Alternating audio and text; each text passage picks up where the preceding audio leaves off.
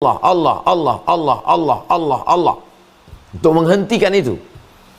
Itu maka bacaan itu kalau kita baca, maka dia menghentikan bisikan-bisikan itu. Bismillahirrahmanirrahim. Alhamdulillahirabbil alamin. Kalah dia. Makanya takbir itu Allahu Akbar. Sami'allahu liman hamidah. Itu untuk mengusir bisikan-bisikan itu. Nah, jadi wasta'inu bis sabri, sabar. Wassalah. Setelah engkau tahan, lalu kemudian tahan dulu. Habis tahan baru action. Wassalah. Barulah engkau sholah. Sholah artinya doa. Apa beda doa dengan sholah? Sholah tulang belakang. Membungkukkan tulang belakang saat berdoa. Itu asal kata sholah. Padanan kata sholah ad-doa. As-sholatu lughatan ad-doa. Sholat menurut bahasa adalah doa.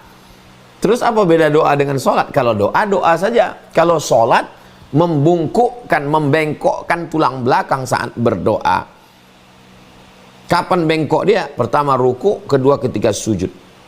Maka disebut dengan sholat.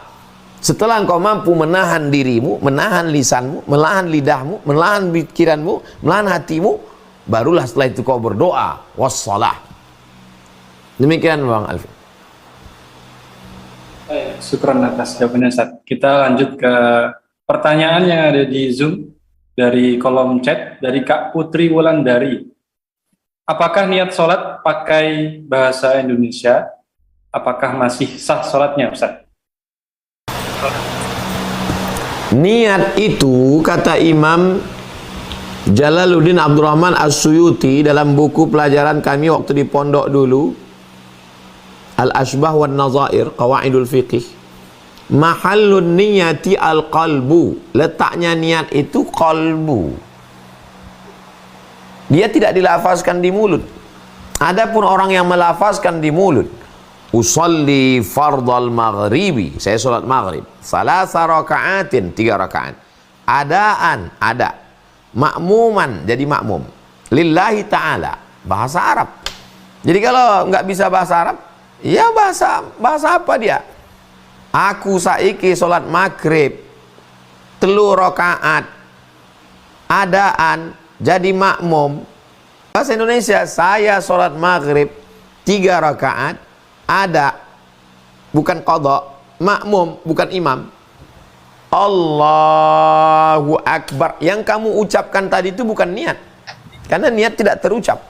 Terus yang niatnya mana? Niatnya yaitu waktu dipasang itu. Kalau dalam mazhab Syafi'i, itu yang dipasang 4 itu di dalam takbiratul ihram itu. Allahu Akbar. Nah, di dalam takbiratul ihram itu ada yang 4 tadi. Sholatnya sholat apa?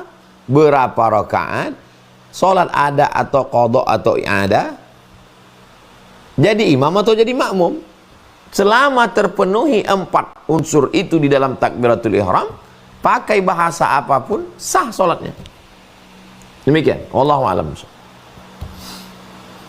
Baik, berikutnya dari Kak Vivi. Ini mengenai surat pendek dalam rakaat sholat. Kalau kita bacanya tidak berurutan suratnya, apakah boleh, Ustaz? Misalnya rakaat pertama itu An-Nas, rakaat kedua itu Al-Lahab misalnya.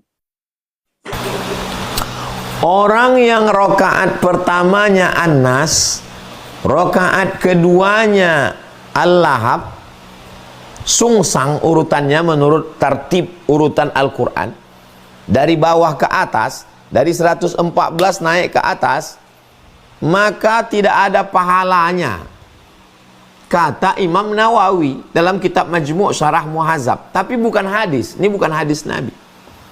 Jadi sebagian ulama mengatakan dia hanya tidak sesuai adab Quran saja. Jadi kalau menurut adab Quran, bacalah Al-Quran menurut urutannya. Jadi kalau rakaat pertama Wadduha, rakaat kedua Alam Nashrah, terus ke bawah. Kebetulan ambil dari tengah. Ya, rakaat pertama surat Ali Imran ayat 102, ayat 100, berikutnya ayat setelahnya. Jangan sungsang ke atas. Adabnya begitu. Tapi andai dia baca, tidak jadi dosa. Sah. Salatnya sah. Membaca ayat itu hukumnya sunnat. Andai dia tidak baca ayat pun rukunnya adalah membaca Al-Fatihah. La salata, tidak sah salat liman lam yaqra bi Fatihatil kitab, bagi orang yang tidak membaca Al-Fatihah. Membaca ayat sekadar sebanyak seberapa kata, iqra'u ma tayassara, iqra' ma tayassara minal Qur'an, baca apa yang mudah bagimu dari Al-Qur'an. Baca surat-surat pendek, afdal membaca satu surat pendek selesai menurut mazhab Syafi'i daripada membaca surat yang panjang tidak selesai. Nah, itu makanya kadang imam di kampung kita membaca surat-surat pendek. Tapi membaca surat panjang juga bagus, baik ketika untuk merenungkan satu ayat yang terkait dengan satu momen, atau sedang iktikaf malam, atau sedang tahajud, atau sedang mensosialisasikan tahfiz Quran. Nah, itu. Nah, ini semuanya pendapat-pendapat para ulama, ijtihad para ulama. Demikian Bang Alvin. Baik, berikutnya dari Kak Diah Amelia. Membaca surat Al-Fatihah dan surat pendek